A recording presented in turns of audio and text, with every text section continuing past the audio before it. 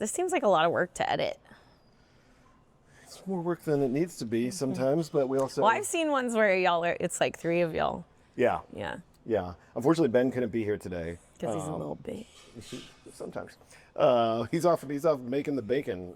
He's off shooting commercials. Cool. For people who pay the bills. Hey, that's what you got to do when you're a filmmaker. That's right. Here's what we do. We do a little high five. Okay. Super cool. Yep. We need to make it. Hold on. I need to look at you. Yeah. All right. Yeah.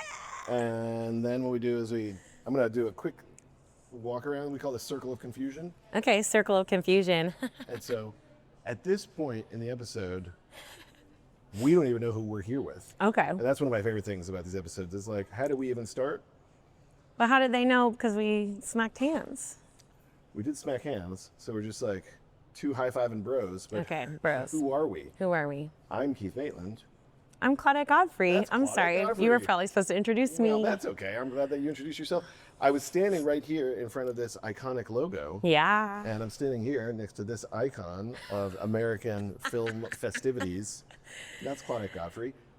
She is the vice president. I know. It sort of makes it confusing because it makes it sound like there's like a head of the festival, but it's just a corporate, like the VP thing's a corporate thing. Right. So if the president dies, you're the president. Well, yeah, for sure. But also, like, I am the president of the Film and TV Festival.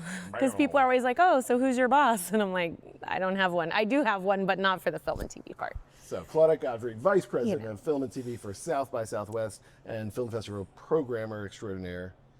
That's actually one of the craziest things. Even at our filmmaker orientations, we did one in New York and LA this past weekend.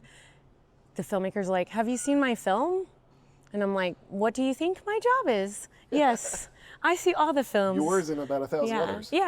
I do a bunch of other random stuff, and so do a lot of other people watch them. But yes, I definitely watch and program the feature films. Of course you do. Okay. And then I watch all the shorts later. So, because they're the best. Thank you for being here. Sorry Ben couldn't be here, but I am thrilled to be walking with pal, inspiration, mover and shaker, way too busy to be giving us this hour of time. Today, when you are seeing this, it is 23 days till South by Southwest. Well, it is 23 days for Claudette and me in this temporal okay, version great. of Just time. Kidding, sorry. But for you out there at home, South by Southwest is starting tonight. Yeah, it's tonight. It's tonight. It's now. I'm out there on the street, ready to rock. Rocking and rolling with Claudette Godfrey. Do. On your left. You're listening to Doc Walks with Ben and Keith. Should we All go to the right. streets? Yeah, wherever you want. Nice.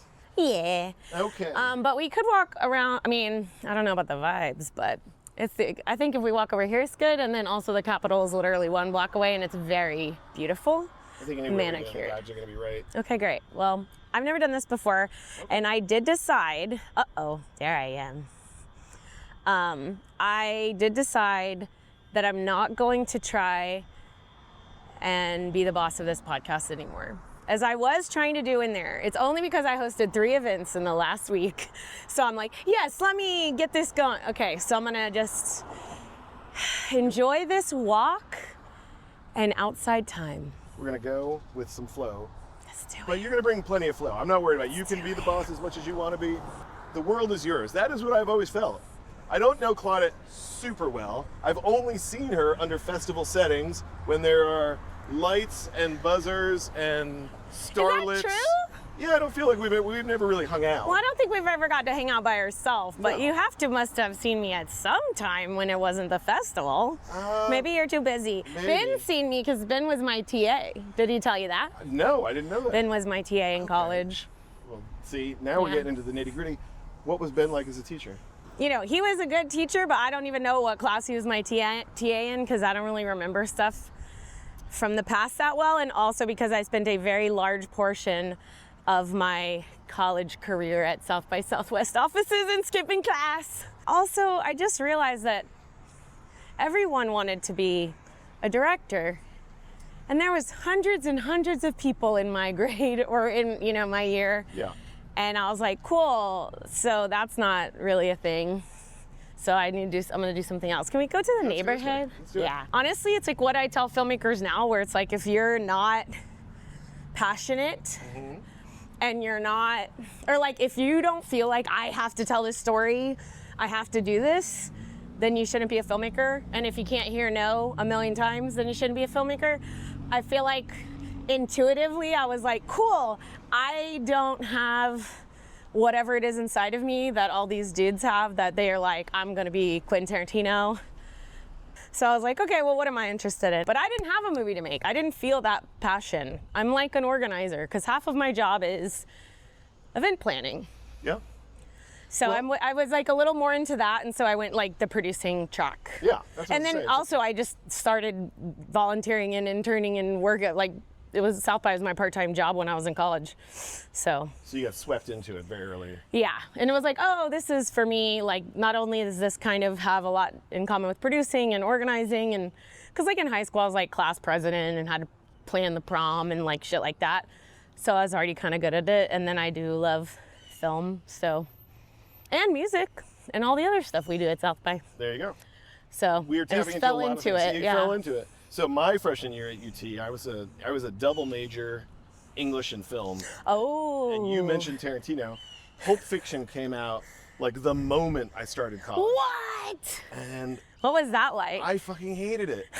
I didn't hate the movie. I don't really have a problem with the movie, yay or nay. I've seen Okay. it twice in 1994, and I don't think I'll ever see it again. What about Jackie Brown? Yeah, that was next. Okay. But Pulp Fiction just like so dominated the discourse. Yeah. And it became, and like when you say like all those dudes wanted to be Tarantino, that was all anybody wanted to talk about. Yeah. And It still feels like it kind of still is.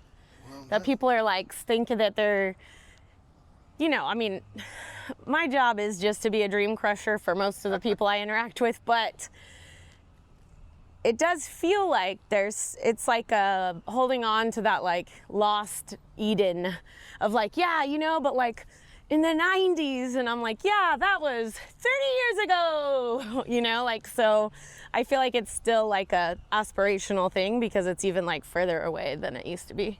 I think that part of it, you're totally right. Like the indie filmmaker's dream of being discovered, Yeah. of kind of like being plucked off the pile, either in the submissions to the festival or at the festival, and your whole life changing overnight. Yeah. Yeah, that's not real anymore. It's only a handful of people. Well, okay, so you brought it up. You said you were kind of drawn to the producing side of things, and I think anybody who's ever planned a major party, anybody who has mapped a road trip and put 3 people in a car together, fun. right? Like those are the skills that it takes to be a producer. Yeah. What's the Being a difference producer is a very hard job. Bless the producers of this world. That's right. Double, second and triple that. What is the difference between being a producer and being a festival producer and programmer? I mean, in a lot of ways it is the same. Maybe it's like more of like a TV show than a film, because it's like year by year. It's like all the same thing, right? Like South by Southwest, but it's a new edition. So it is different, but it still has to relate back to the last one, you know? That sort of feels like the vibe. Yeah. But honestly, I really don't know because I'm not a producer. I'm just friends with a lot of producers. Being a filmmaker is so hard. Everyone, like new filmmakers every year that I meet, they're like, oh, are you gonna make a movie? And I'm like, why would I ever do that? Oh, this is ACC. I went to this campus for some summer school. I also took classes here. Now, I don't know if this is true, but I always think of this as the school that they shot some of Dazed and Confused at. Yeah, But I don't know if that's accurate. I think it is, All right. but maybe not. Have to ask Rick. We'll ask him next time we see him. We need to get him on the podcast. Maybe you'll put in a call for us. We can both call Holly. Okay, good. That's definitely the first move. South by Southwest is kicking off, and it's a little different this year. It's very different this year. Give us some bullet points. What's the main difference between? Okay, there's a lot. Okay. So I'm gonna count them out because I think there's at least 6 that I would want to tell you. Especially if you've been to the festival before, like you have. You know, it's kind of that thing where you're like, yeah, I know how this works. I know how to do this. I'm ready to go. The biggest thing is that they've gone back to the badge structure of your. Okay. So that means that if you have a music badge, you can only do music stuff. If you have a film and TV badge, you can only do film and TV. So the platinum badge is really the only badge that can access everything. Also, the convention center is torn down. Did you know that? The big hole in the ground down Yeah. there. Someone in Austin last night was like, I didn't know they tore it down. I'm like, you should drive by there. It's just a giant hole. So they started tearing that down like right after South by last year. Right. So that's a difference. So where's the action this year? It's going to be spread out over downtown, but it's kind of going to be in neighborhoods. It's not that different for our part of the event because we've always been spread out. Because we're at different screening venues around downtown. It's mostly different for the conference programming, but for film and TV, that means all of our conference sessions can come closer to the Paramount. Okay. And so we'll have kind of a little film and TV neighborhood that'll be the Paramount and the State, and the street closure that we added a couple years ago is now 3 blocks. And right across from the Paramount is the Film and TV Clubhouse. So that's kind of like a lounge spot with cool things happening in it. That sounds like a fun place to And then all of the sessions are in the Omni, which is right behind the Paramount. So pretty much within like one New York City block, there's just a lot more film and TV concentration. Nice. Yeah. What else is different? It's only 7 days. Have you figured that one out? Normally 10, only 7. Normally 10, only 7, and we're starting on a Thursday. Never done that before. So this is a Thursday, the first day of South by, literally never in the history of South by Southwest. But that's what normal other film festivals Yeah, do, a lot of so fests it are on works out. Thursday. So it's Thursday to Wednesday. So on Wednesday when we do our big film and TV awards, and we'll have a wrap party that night, and that'll be the end. Yeah. And so then I get to go to sleep 3 days earlier. So the awards used to always be on Tuesday. Yes, and then but there no, was- the last 2 years that they've been on Wednesday. Ah, okay. Yeah, so we could fit more stuff into the, I have a Kind small of child, first part. and he goes on spring break of course he does. during South by Southwest. So and I'm doing it again this year, I will be here for the first weekend, and then kind of Monday morning comes, and we split town. And so I'm going to miss, it's only 7 days, but for me, South by is really just Thursday through Sunday this year. Yeah, but that's already more than half. I mean, honestly, at my age, I'm pretty filled up by I Sunday feel night. that. I feel that. But you know, I get to run on adrenaline by that point, which is good. That's right. And as much as you consider yourself a dream crusher, and we're going to get to that crushing process, for those 7 days, you're a dream maker. Yeah. I don't know what it's like to be you, because the biggest thing I can't wrap my head around, I mean, a couple times a year I'll interview interns, and I have the hardest time. I see something good in each and every person that comes in and sits Yeah. down. I mean, I see where, But it's not about good and bad. okay, That's the difference. There's a lot more things on the menu. And that's why I feel like for filmmakers, we always say like, one festival saying no to you does not mean that your film is bad. I'm just going to stop because I'd like to Yeah. appreciate the world as we go by it. Yeah, I'm not sure what exactly is going on here with ZZ, I love it. but I feel like somebody took at least 22 minutes out of their day to sparkle up this little drainage, I want to do that to my whole Structure. house. little disco ball. Yeah, and look at how good this tree is. This is like a part of downtown where there's just such big, beautiful oak trees. We're in a weird part of kind of downtown adjacent. We're approaching West Avenue. We're somewhere in the low teens, We're just walking in the road because we do whatever we want. making it up as we go along. I used to buy weed from a house right down the street from here. Well, right, this is like very in that mixed use zone. Like there's like some like older houses that like some college kids live in, and then there's like, you know, the beautifully manicured historic homes. So in addition to the changes to South by this year, it's also a celebrated anniversary. Yeah, it's the 40th anniversary of the festival. 40 years of South Me by. and South by are the same age. Oh my God. I mean, which happens every year, but it's a lot of fun to be. Right, it's never gonna Because like I turn, my birthday's in December, and then March is South by. So it started like when I was 3 months old. What did you do for your birthday? Have a dinner with some of my friends. All right, I worked all day. That's what I did. that's totally fine. I don't think for me, because I kind of run hot, like have anxiety, ADHD, OCD, like I can't just be like, I'm done with work for the day and now I'm gonna be relaxed and having a great relaxing time. So I just had, some of my friends had a dinner for me at their house because I was like, I don't want to go to a loud place. The countdown to South by means, and from like right now, in 1 week, no one will care if I'm alive, no one will want anything from me, no one will email me all day. Like nothing will happen to me and I can just like kind of disappear. In about a week, you get to exhale. Yeah, best day of the year. How long will that exhale last before next year's pressure begins to mount? And when does it really come to a head? I mean, the hardest zone is definitely August to February. Like doing the festival, because I've done it so many times, like that's the easiest part to me. And also like I really thrive in the like chaos. I saw someone had a shirt the other day that said chaos coordinator, and like I want that shirt because I'm like, yeah, like if there's a problem, we can solve it like on site. Like it's like when you're in it, you're in it. Yeah.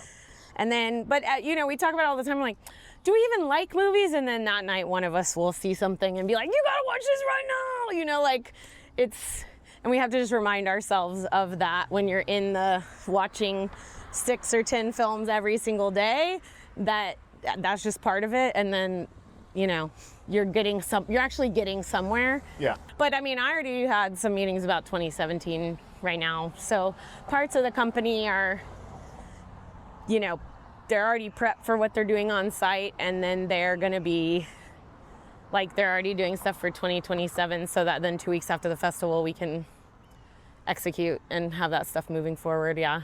It's changed a lot since I first started, for sure. Well, when did you first start? Well, I worked for Matt Dentler and Jason Tobias, who was the person that hired me for my first gig. I was too young to be an intern, so I was the volunteer manager for film traffic, which was what we used to have to do whenever everything was actually physical media. Shipping. So it was a lot of like filling out custom forms and being like, I hope that this film print makes it to that other country by next week, you know, like it made me have tons of anxiety. And then just making sure the films like look good, doing tech checks during the festival, dealing with any projectionist issues that came up, that kind of thing. And then So the when is next that? year I was old enough. Yeah, when was that though? Oh. The Matt Dentler 2025? era? No. That's last year. That was just a couple months ago. No, 2005? 2005. Yeah, All right. 2005, 2006, because I graduated from college in 2008, and I had done 3 seasons for South by. So you were already in it. And was that, tell me about your very first South by Southwest moment. Your knowledge of South by, is it like moving to Austin or preceded moving to Austin, or tell me. Oh, well, I'm from Austin. I think I would know these things. I know My nothing. whole entire family lives about within a 30-minute radius of where we are now, except for one, my best friend's mom, my second mom. She lives in Spicewood, so she's more like 45 minutes way away. out there. Closer and closer every day. Yeah. Okay, so you grew up in Austin. So you grew up, literally, like you said, South by started 3 months after you were born. It's been a lifelong. So what is your earliest memory of the concept of South by, or your first connection to it? I don't know. I mean, for me, I kind of grew up, everyone in all of my family and extended friends and family were like a little bit more music people. Yeah. And my Spicewood mom, she worked at the local radio station when I was a kid. You know, radio stations, and they still do this, they do the preview screenings of films. They like work with studios. Right. And she would drive home from work, pick us up and drive back and take us to those. Oh, that's super fun. So we just went to like tons and tons of these like preview screenings in town. And she also got tickets to all this stuff that, because back in the day, if you didn't go to the radio station and pick up your stuff, then they sort of, it's like, who that works here wants this? So like, we got tickets to go to Backstreet Boys and Disney on Ice and like all the stuff we could have never afforded. So we were kind of like, and her mom still, like, number one person of my family that's going to use a badge during South by is Mary Kay. So. Well, she used to give you the hookup now. Yeah, I mean, I think it just gave me the bug. Yeah. It was like, oh, this is cool. I came down here my senior year of high school, spring break. Yeah. Knew I was going to go to Where did you live? Where did you come from? North of Dallas and Plano. Oh, okay, Yeah. Texas. Yeah, just up the road 3 hours. And I knew I was going to come to UT for school, but I had actually never been to Austin. Yeah. And came down for spring break to experience South by. The wristband was $65. Oh yeah, music wristband or film wristband? Was no film wristband. Yeah. 1994. It was Oh, the year yes. before film Yes. began, but I think they were testing the waters. There was a slate of a handful of music documentaries and music shows that they were going to be putting on, and I went to a screening the year before the film festival started of a movie that was so deeply impactful to me. I only saw it the one time. What was it? It was called Janice Joplin Slept Here. Cool, I gotta watch it. And it is a local, like VHS camera documentary that basically outlined the year of Janice's life. After she was at UT, after she left, she became world famous, and then she got overwhelmed by the fame, and she came back to Austin for a year, and she couch surfed. Okay. And basically it was just like interviews with old hippies who were like, yep, Janice slept on my couch. Yeah. She all stole the $50 Austin one local- night. This movie sounds so Austin vibes. It's so, and like, it was my very first night in Austin. To be honest with you, I was kind of mad. I wanted to go to NYU. Oh. And I settled for UT without ever having been here. Yeah. And all of a sudden I got here. My first night in Austin is South by Southwest, like, huge blowout. Yeah. And then I got this introduction to like a little bit of old Austin, like South Austin history Yeah. through these old hippies. And then that's the night that Beck and Johnny Cash played at Emo's. Nice. We could not get in. Old emos. But that's my South by. That's so special. And it is special to me. I love that. You know, I've made 4 feature films, 4 feature docs, and they've all played South by. Yeah. And so I feel like a part. You are part of it. But it is such a big thing that there's not. But It's for everybody. yeah, but the big thing only exists because all of the people in the community that are a part of it. That's right. Like if we didn't have all of our filmmakers and artists and all the speakers and all of the people that come and have the experience and then get to carry it with them and tell other people about it or meet their next collaborators and, you know, get that inspiration to kind of keep going, like it wouldn't exist. Yeah. Like to me, that is what it is, because you're in the South by Filmmakers Club. It's a nice Now club. and forever, baby. I mean, you can't kick me out if you tried. I do want to know, how have things changed? South by's ownership has shifted.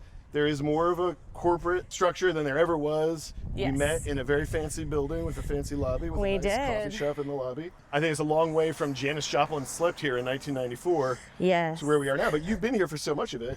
Yeah. Tell me what it's like and what have you seen? And, Well, it's definitely bigger. I mean, because when I started and when you first came, it's like you couldn't really have known about it that much. It was before everyone had a camera, before the democratization of media, before social media, like all of that. Even when I started, it was like before iPhones came out. Yeah.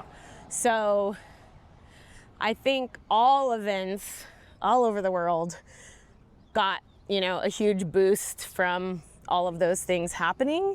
Sure. The world And is much so smaller. We're once all you can invited know into about each it, other's right, lives, yeah. So the FOMO began, and so more people knew about it, more people could come. When I first started, my desk was in a shed in a backyard, Okay. which is like Matt the Dentler's original. backyard, or? No, it was at the original South by offices were up right by the HEB on Hancock. Oh, by the Chronicle, right? Mhm. Yeah, part next of the door. Chronicle office. We were there for many years, and when I started, I think I was like maybe like the 35th or 40th employee.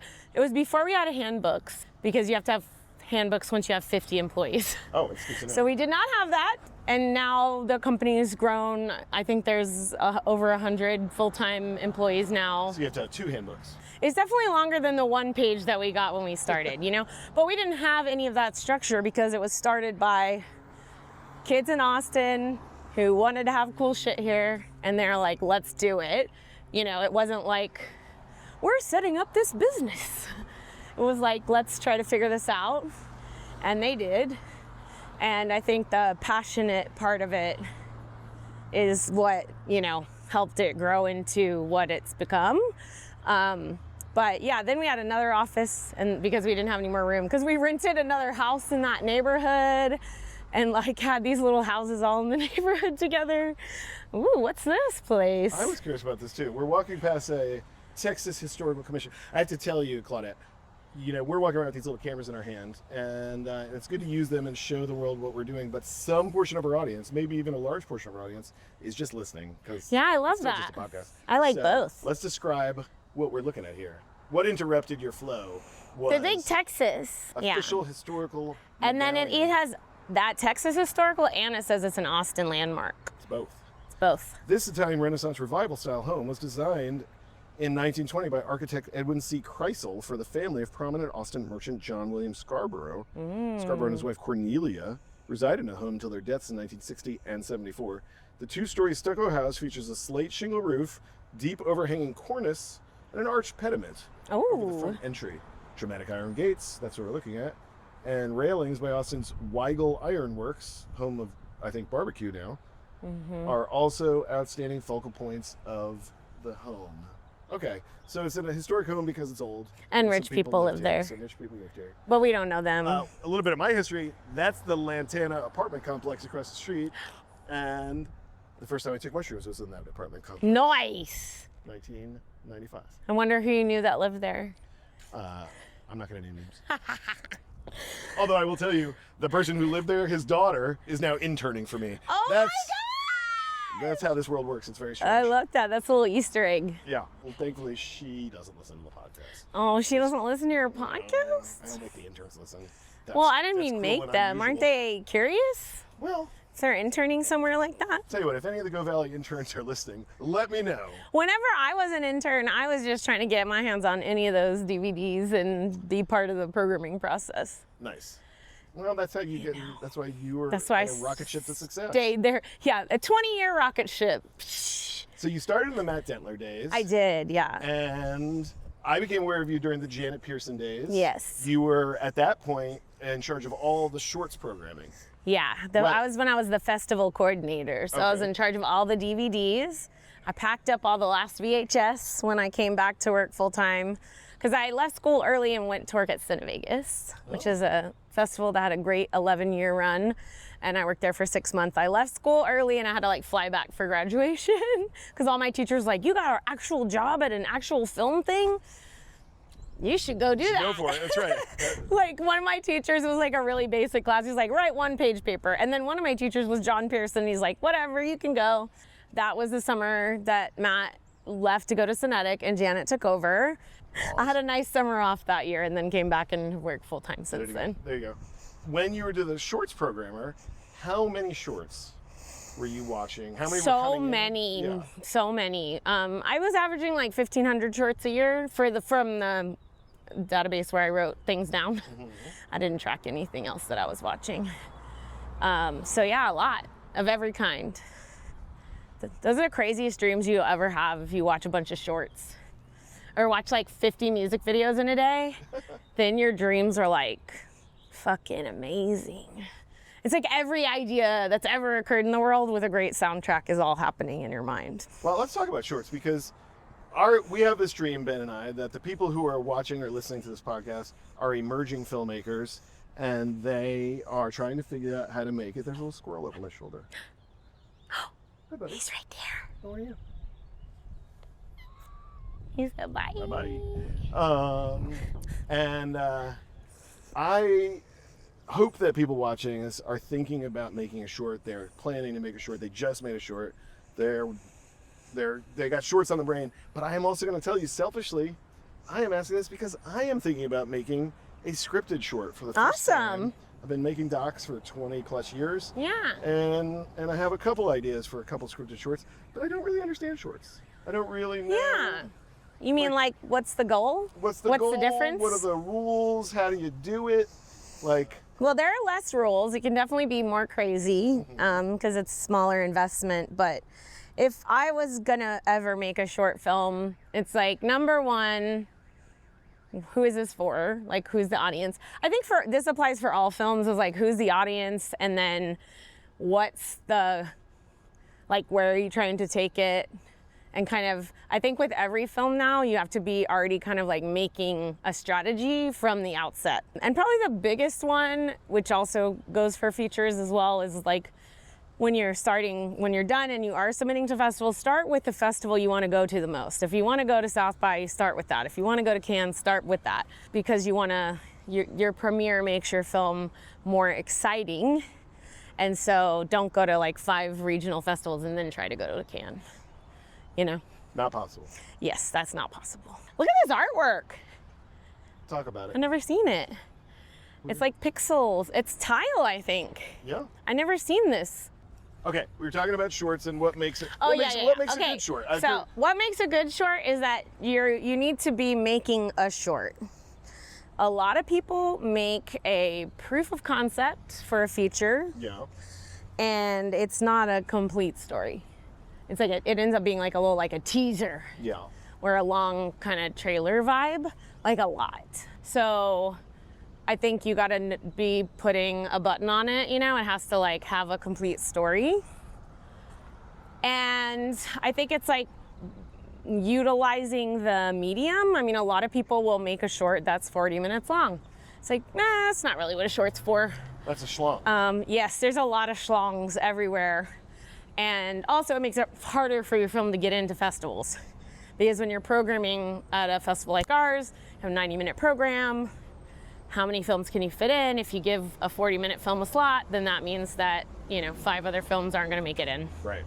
Also, there's something very satisfying about watching something that's like 3 minutes that like hits, makes you laugh, and like really utilizes the short form. But a lot of people aren't doing that. They're like, this is my pilot episode of my 40-minute drama. And, that's less fun to me. Yeah. Also, hack if you want to get your best odds to get into a festival, make an animated short. Oh.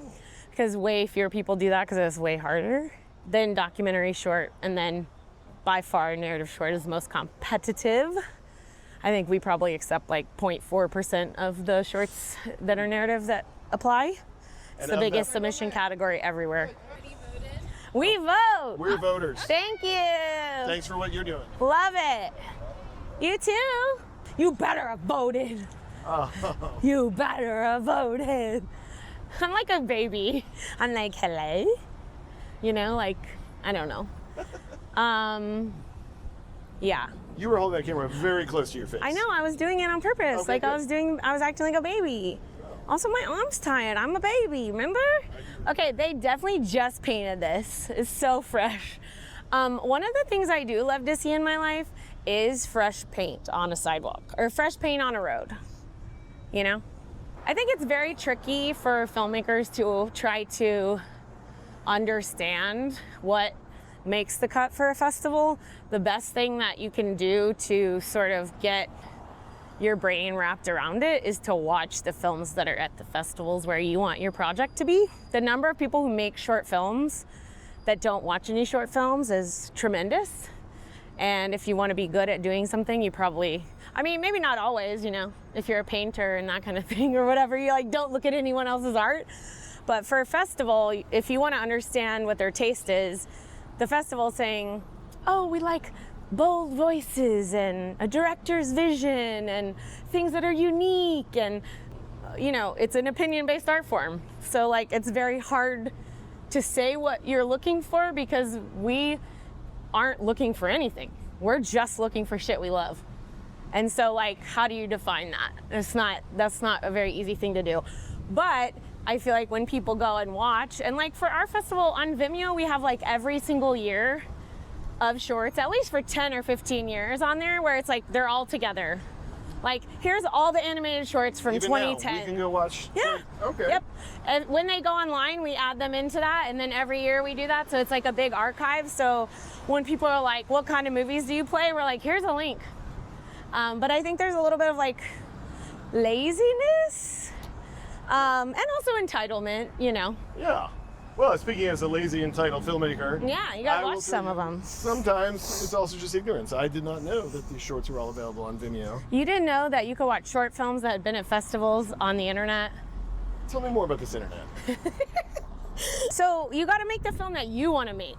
So I'm not saying go watch those things and then be like, I'm gonna make a movie that will fit into that. It's more that it just will help you to wrap your brain around it, because it's like festivals aren't just like we play good movies. Like every single festival has different personality and taste and goal, because it's all just humans watching shit and being like, do I love this and I want to show it to hundreds of people. Just people with their eyelids taped open watching 10 movies a day. Yeah, it's like Clockwork Orange vibes.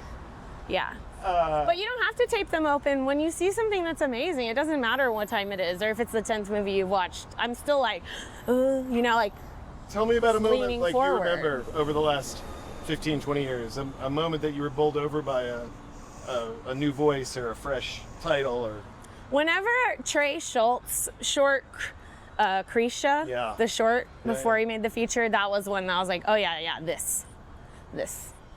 I love this. This is different.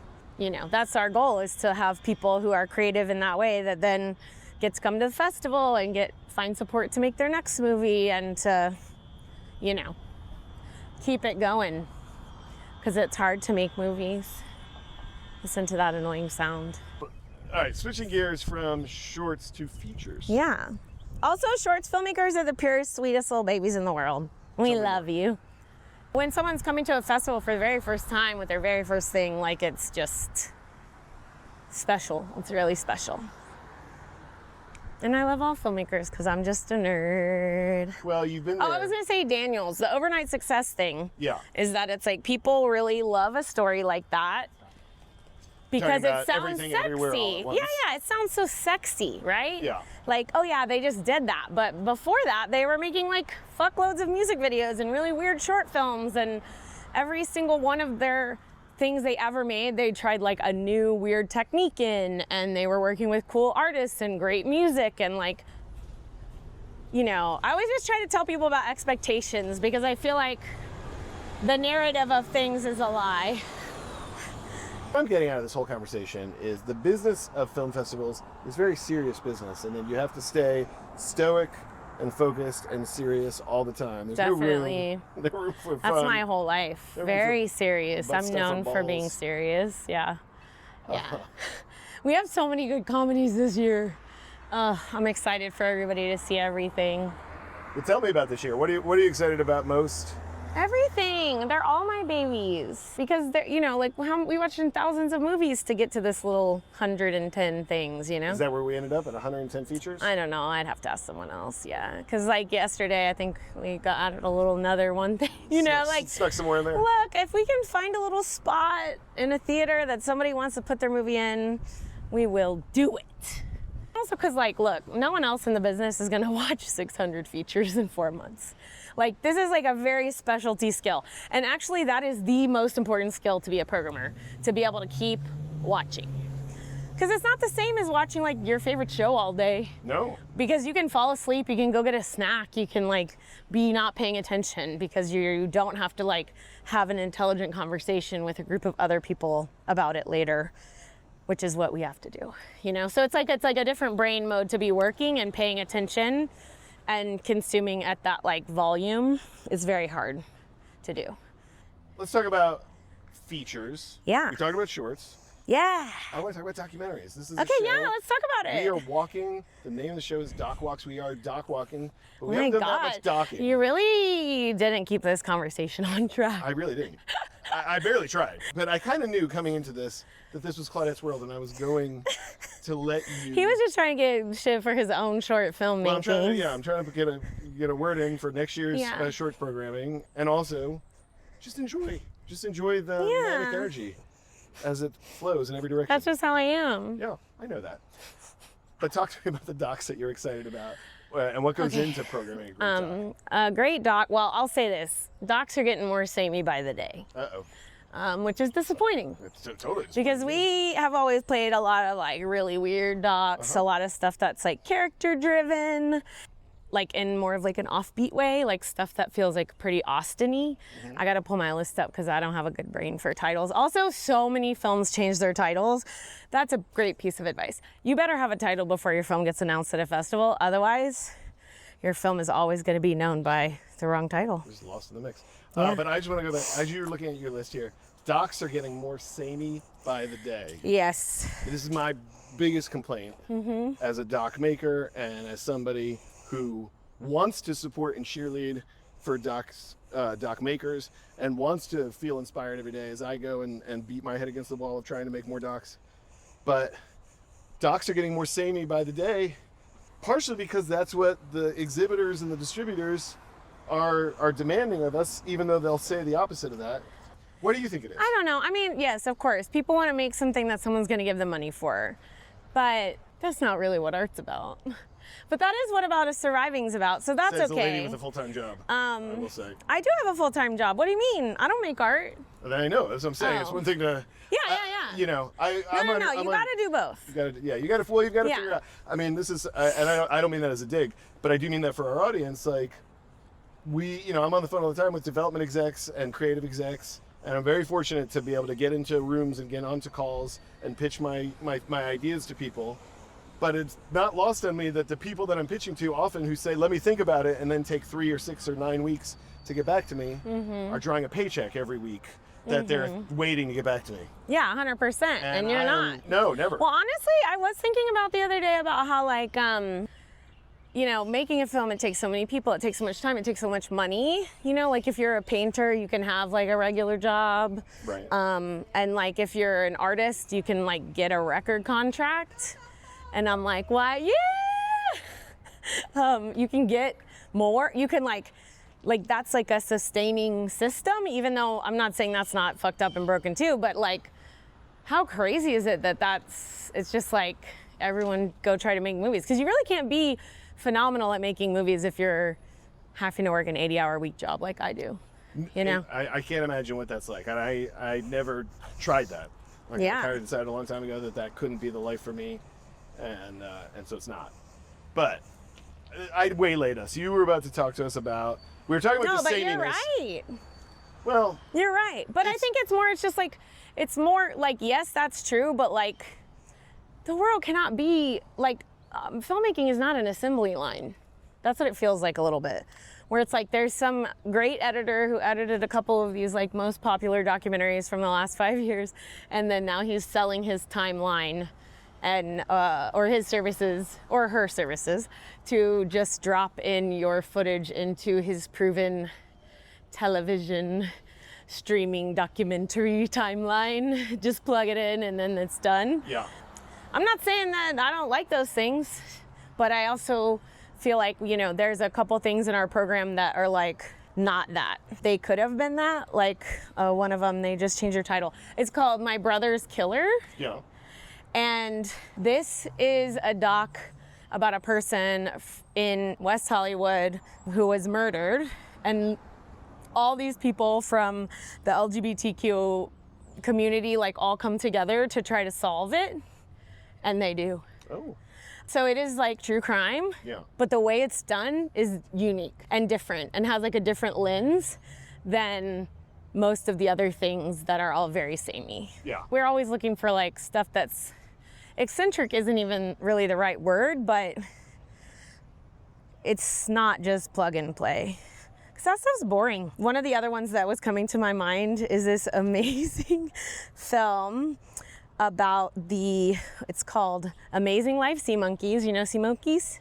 I remember the little ads in the back of magazines. Yeah. It's about the guy who made them. Okay. And he's passed away, and his wife, who is like maintaining the legacy, but also a lot of other crazy shit happened and all this different historical context and like what is legacy, what is truth, all of that stuff. It has more to say. It's got like Grey Gardens vibes. Okay. Talking about So that's very interesting to me. Sea monkeys. Yeah, there's a lot of stuff. What's your kind of favorite documentary zone? Do you have one? For me, when people are like, what's your favorite kind of movie? I'm like, literally all movies. Same.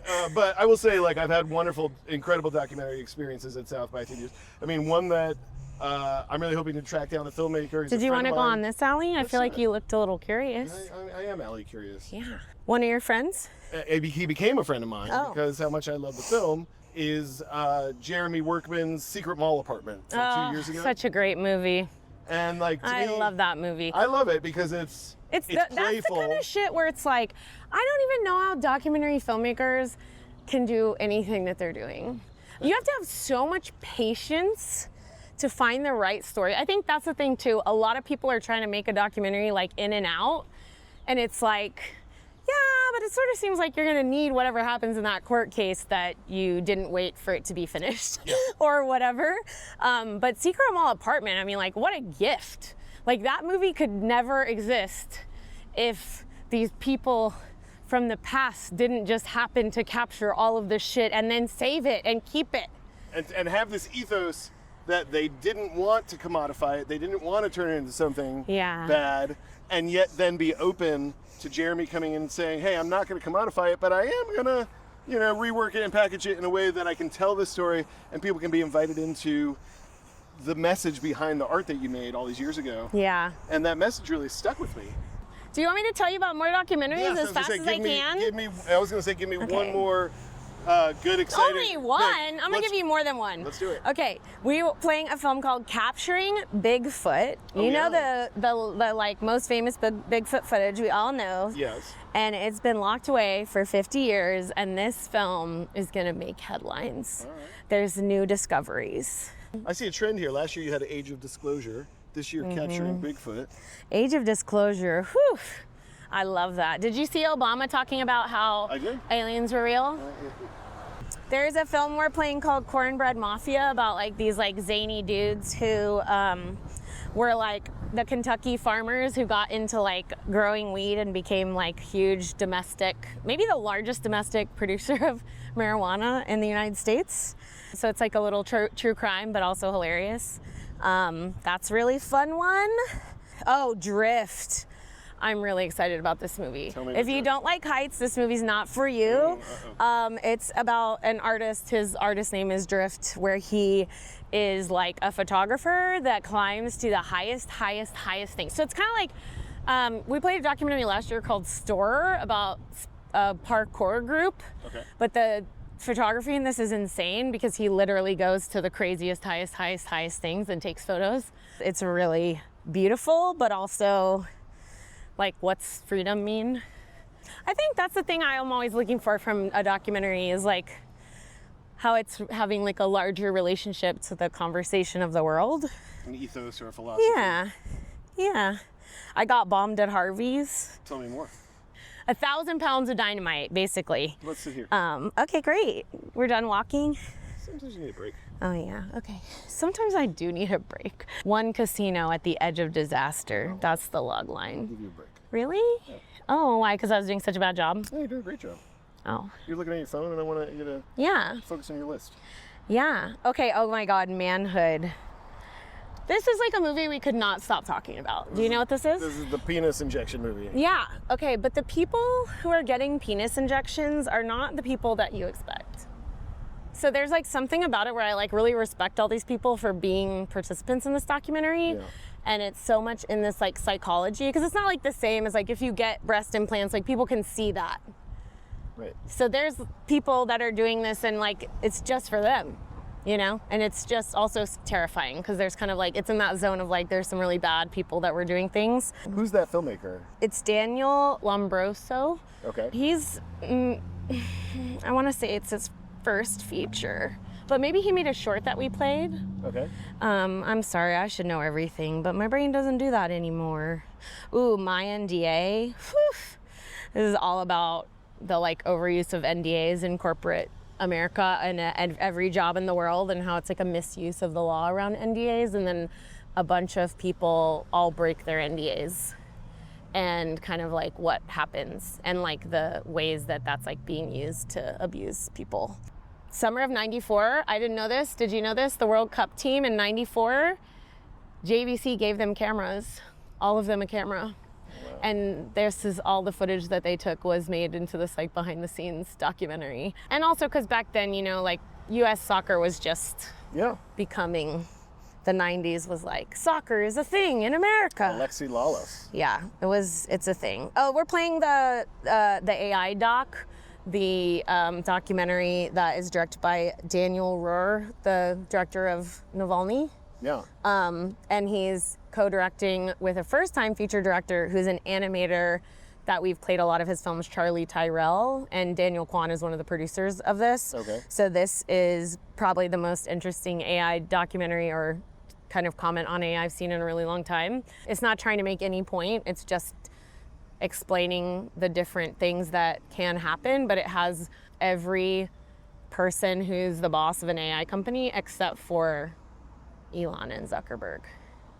But everyone else is in there. Sam Altman's in there. Yeah. Like everybody. And they all have different points of view. So it's really interesting to hear from them about, like, it's like there's like a techno optimist people, like AI optimists, and then there are the people who are like the doomsdayers of AI. And which are you?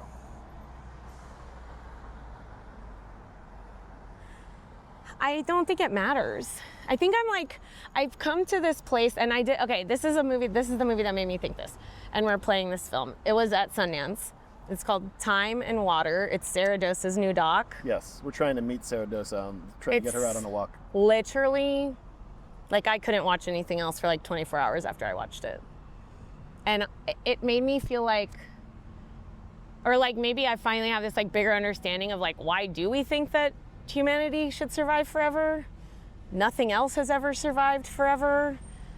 And maybe that's okay. You know, it's like really makes a lot of it brings up a lot of big ideas and thoughts, but is couched through the idea of the first glacier that has gone extinct, that's fully gone.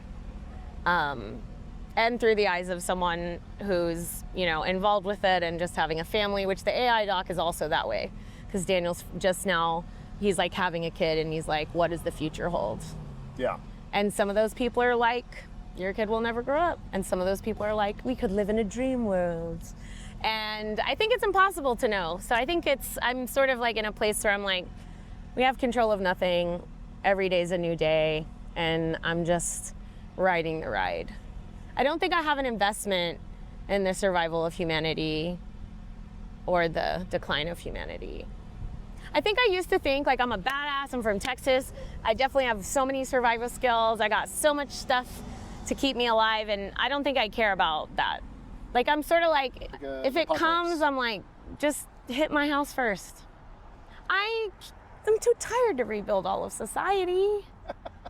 And I already did a lot of building, you know? I mean, South by went from 10 days to 7 days. I see where you're trending. South by is really a culture festival. If you wanted to do music too, the commitment of staying somewhere for 10 days is almost impossible now. Here, we got a plan now to get you back to work. He said that I can't talk anymore. You've been talking up a storm. We're gonna I'm got fired. ourselves over to your office. What about all this nostalgic movies? More movies? The nostalgic movies. Tell me more movies. Summer 2000. Oh. This is a documentary about, do you know Etc.? Okay, well, you're gonna find out about it. Okay. It's an amazing band of teenagers who were like making their own videos at their house and making their own music, and then it went on the internet and it got viral, but they're old adults now. That's probably like a really, really bad description of that, but that film is a blast. Ooh, The Life We Leave, first time documentary director. And this is about a place that's building to be a place where you can like compost yourself, you know? And it's about the people that work there, and it's like very, very cool. Like it's like just starting as a business. Okay. It's very cool. If you have interest in that kind of thing. The Life We Leave. Isn't that a good title? Yeah. Yeah. There's so much stuff on here. Oh yeah, we have a doc about the Shags. You know the Shags? The band? Yeah. I don't know that much about them. Well, you can find out. They're really cool, and it's all about their history. There's a really great doc that we're playing called The Dads. It's a bunch of dads who have children who are trans, and it's very, a lot of vulnerability from older dudes, which feels very unique, and just also shows how people love their kids. That's cool, right? I'm a dad. I love my kids. You do? I have one kid, but I love him. Yeah, I love everyone I know's kids that I know. There's a real life superhero in there. Phoenix Jones. Oh, yeah. Have you heard of him? Yes. Just a documentary all about him that he's a very active participant in. I love these movies. The Last Critic.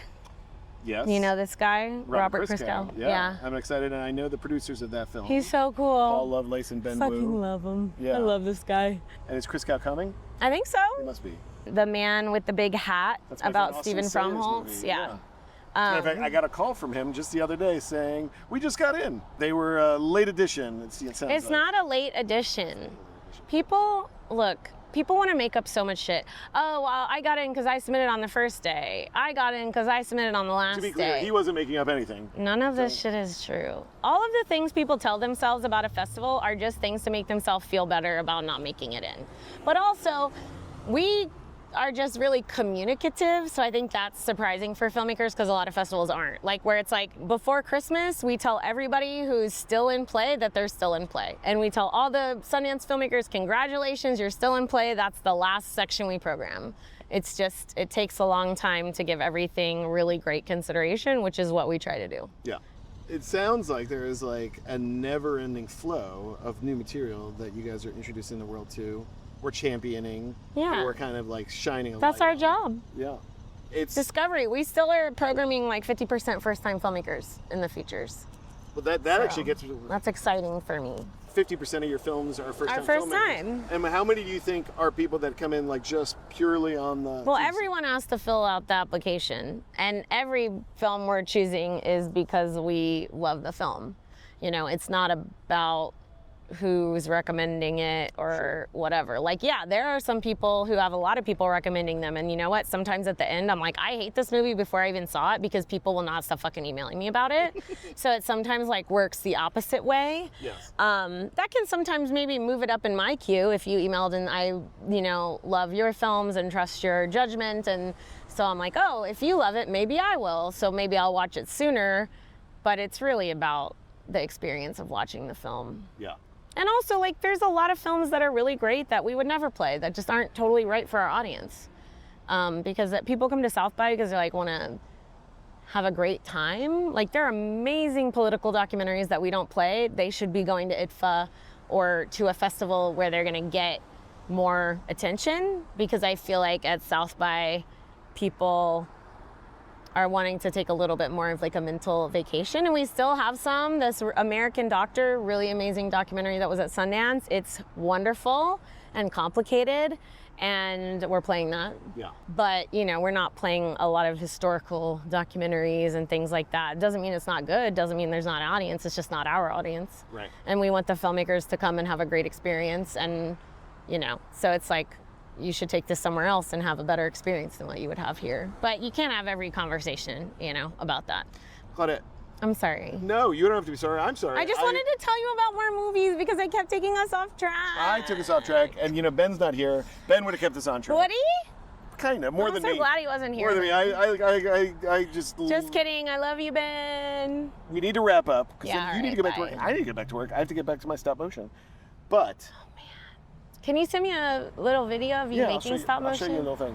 I love it. I'm supposed to finish a stop motion film for animation class in college, and I never did. Jeff Marslet, he was like, he still passed me. I was really getting off easy over That's there. right. Between Ben and Jeff, you had all the easy professors. We have a couple, we're going to walk back to your office. Yes. A couple lightning round questions Oh, we like to shit. ask to round it out. Outside of the world of South by Oh no, Southwest. I don't have another world. Outside of programming, new voices, Okay. surprise. What is the film? What is the gateway drug film that blew you away when you were a wee lass, just a young person being totally turned on, that made you want to take film classes in college, that made you want to get into this world? What's the gateway drug? I mean, like, you know, all those kids in class, when they asked us on the first day of film school, they're like, Citizen Kane. Yeah. But for me, it really was probably Tommy Boy. Tommy Boy, yeah.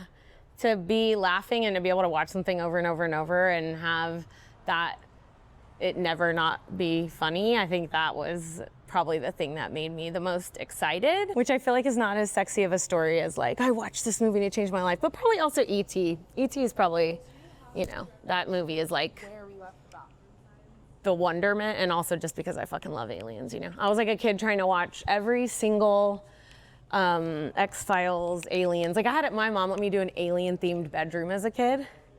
Yeah, she let me paint it lime green, the whole thing.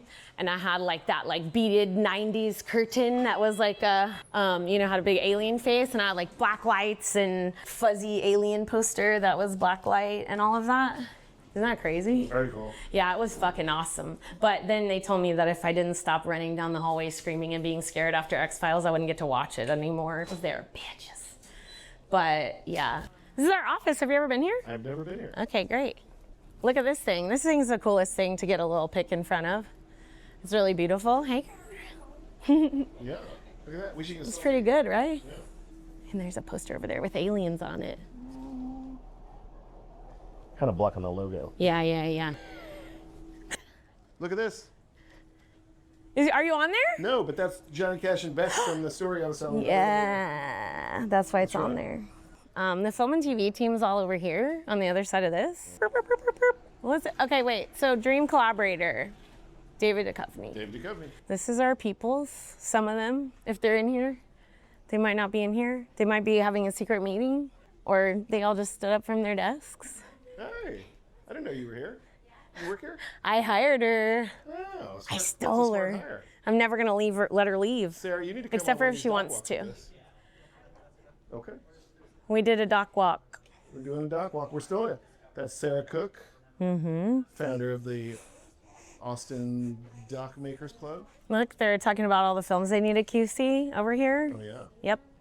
Check that shit. Yeah, they're teching it. Also, it's occurring to me I'm probably not supposed to let anyone film in here. You know, I do a great job. I do a great job. Well, you can come see my dog. Okay, what are the other questions? Okay. What is on your mind these days? What can't you get out of your head? I feel like I wish I could have more time to relax. Well, this is where, okay. You know. Here's Francis and Pickles. Francis and Pickles. There's Janet. Yeah, look at that guy. How you feeling, bud? You been sitting here being good? Hi there. He can't walk anywhere. I'm sorry to hear that. He got his ACL redone Oh, he's a sweet boy. just yesterday. He's doing good, though. And Franny. Hi, baby. Hi. How are you? I'm doing great. This is my #1 hero right there. Well, on that note, and the Pickles. What's and taking up Claudette- space in your mind? Sometimes I just need an example to have a better answer. Well, I have to tell you, whenever I do these dog walks, especially with somebody like you, what's taking up place in my mind is that I'm in development on probably 7 different projects, and none of them are close enough to be at this festival next year. And it drives me fucking crazy, Claudette. Yeah. We mentioned it was 10 years ago the Tower was here. It was 5 years ago that Dear Mr. Brody was here. And it's going to be at least another 2 years before I have anything done. I feel like that's the life of a documentarian. You got to make that short film. Yeah. Yeah. That's He's part going to of make the a narrative short film for the first time. Amazing. Trying So did to. it to South by Southwest. I'll do it. Yep. Thank you. I hope you come to Pickles. South by and then we have so much fun together. Yay. Ben, sorry you missed this one. And for all you guys. Sorry you have to edit so tuned long, next time Ben. Bye. on Dock Walks. We will be walking with other South by Southwest people. We're going to be talking to filmmakers here at South by Southwest. And we're not sure who we'll talk to, but we'll catch you next time. Bye. Dock Walks. Love you. This episode is sponsored by our good friends at Rambler Sparkling Water, a tasty limestone mineral blend with the perfect level of tight, crispy bubbles. Made in America and proudly supporting American rivers. Ramble on. Next time on Dock Walks. Join us as we continue our South by Southwest coverage with Holly Herrick. Holly is a first-time documentary producer whose film is premiering at True False and playing here at South by Southwest. But full-time, she runs the film operation as head of film for Austin Film Society. And on top of that, she's the founder of AFS's upcoming documentary festival, Doc Days. So we have a lot to cover with Holly, and we hope that you'll join us next time on Dock Walks. Dock Walks is created, produced, and edited by my friend Ben Steinbauer of The Bear. Hello. And my friend Keith Maitland of Go Valley. Thanks for tuning in. Follow us at Dock Walks Pod on Instagram, X, and YouTube.